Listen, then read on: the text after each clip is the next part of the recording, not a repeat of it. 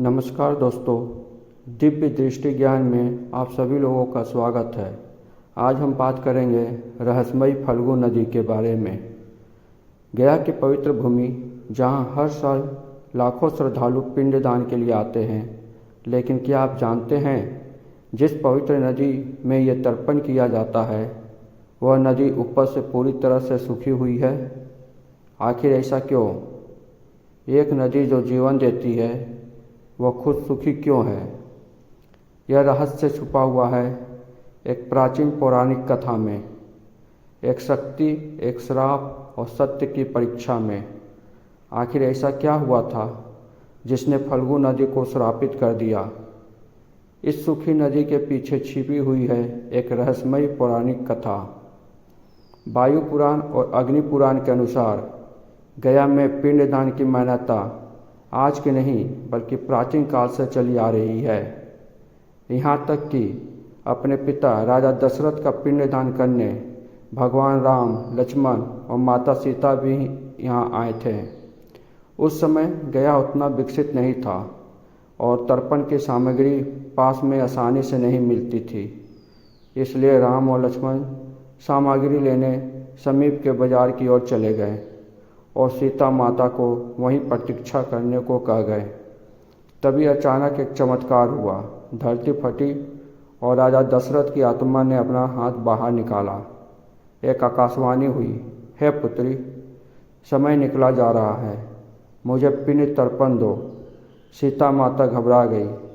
राम और लक्ष्मण तो अभी तक सामग्री लेकर लौटे ही नहीं थे। अब सवाल था, बिना सामग्री के पिंड तर्पण कैसे किया जाए?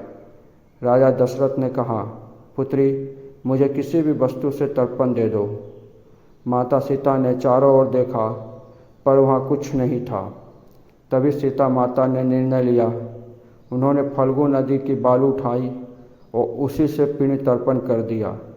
लेकिन एक सवाल अब भी उनके मन में था कि राम और लक्ष्मण को मैं कैसे यकीन दिलाऊंगी कि मैं सच में पिंडदान किया है। सीता माता जानती थी कि राम और लक्ष्मण को यकीन दिलाना आसान नहीं होगा। इसलिए उन्होंने 5 गवाह बनाए, एक ब्राह्मण, दूसरा गौ माता, तीसरा तुलसी माँ, चौथा वट वृक्ष और 5वां फल्गु नदी। इन 5 को साक्षी मानकर सीता माता ने बालू से राजा दशरथ को पिंड तर्पण कर दिया।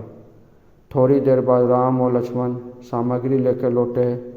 सीता माता ने उन्हें पूरा वृत्तांत सुनाया, कैसे राजा दशरथ प्रकट हुए, कैसे बालू से पिंडदान हुआ और कैसे उन्होंने 5 गवाह रखे।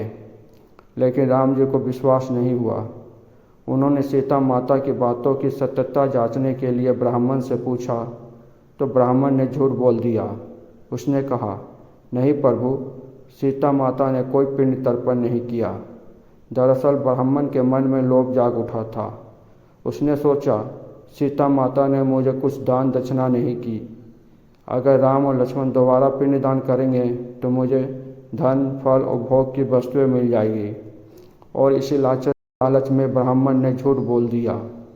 सीता माता अत्यंत दुखी हुई और क्रोधित होकर श्राप दी कि जाओ, तुम लोभी कहलाओगे। तुम्हें कितना भी दान दक्षिणा मिले, तुम्हारा पेट कभी नहीं भरेगा। तुम हमेशा भूखे और असंतुष्ट रहोगे।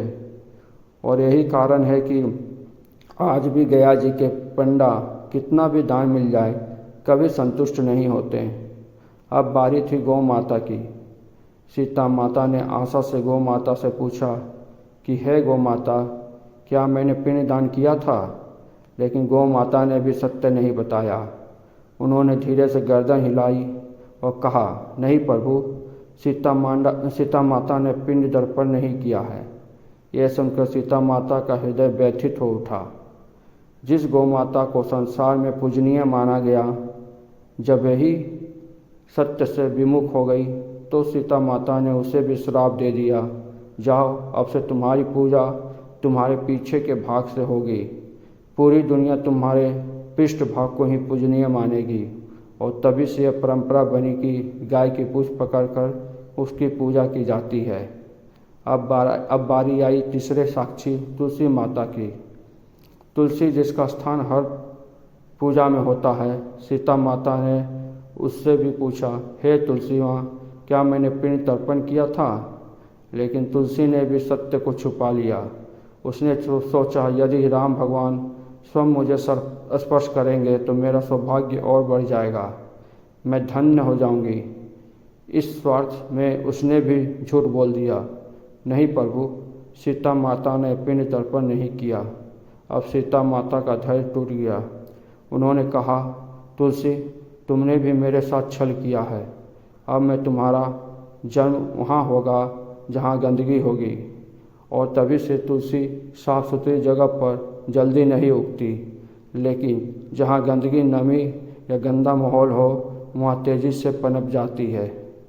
उसके बाद सीता माता ने अगले साक्षी फल्गु नदी को बुलाया और कहा, इनसे पूछिए प्रभु, ये साक्षी हैं। नदी के मन में भी एक इच्छा थी, काश राम मुझे छूते तो मेरा सौभाग्य और बढ़ जाता। इस लालच में उसने भी सच छुपा लिया। सीता माता फल्गु नदी की बात सुनकर अत्यंत क्रोधित हो गई। उन्होंने गुस्से से श्राप दिया, तुम्हारे भीतर जो घमंड है वो अब पूरी तरह से सुखा देगा।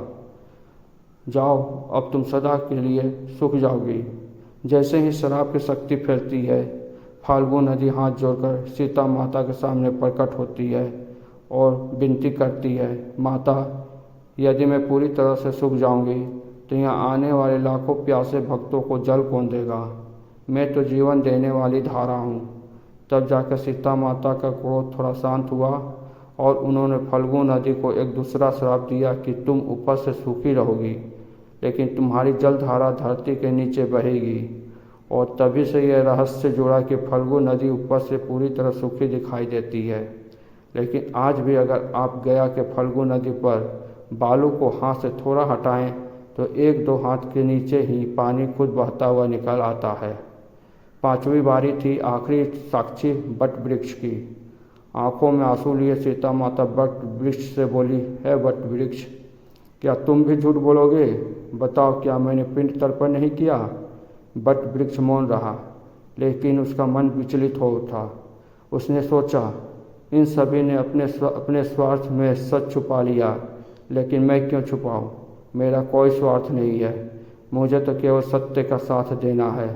और तभी बट वृक्ष ने स्पष्ट शब्दों में कहा, हाँ प्रभु, सीता माता ने राजा दशरथ का पिंड तर्पण किया है। यह सब जो कह रहे हैं वह झूठ है। मैं स्वयं इस पवित्र कार्य का साक्षी हूँ। सीता माता की आंखों में आंसू बह निकले, लेकिन अब यह आंसू दुख के नहीं, सत्य की जीत के थे। वह बट वृक्ष से प्रसन्न हो गई और कहा, हे बट वृक्ष, तुम सदा हरे भरे रहोगे। अब जब गया में पिंडदान होगा तब तुम्हारे सानिध्य में ही होगा। अगर कोई तुम्हारे पास पिंडदान नहीं करेगा तो उसका तर्पण अधूरा माना जाएगा। और तभी से यह बट वृक्ष अक्षय वट कहलाया। गया में स्थित यह पवित्र बट वृक्ष जो आज भी हर पिंडदान का साक्षी बनता है और सीता माता के आशीर्वाद से सदैव हरा भरा रहता है। दोस्तों, यह थी रहस्यमयी फल्गु नदी की कहानी। आपको यह कहानी कैसी लगी? कमेंट बॉक्स में अपने विचार साझा करें।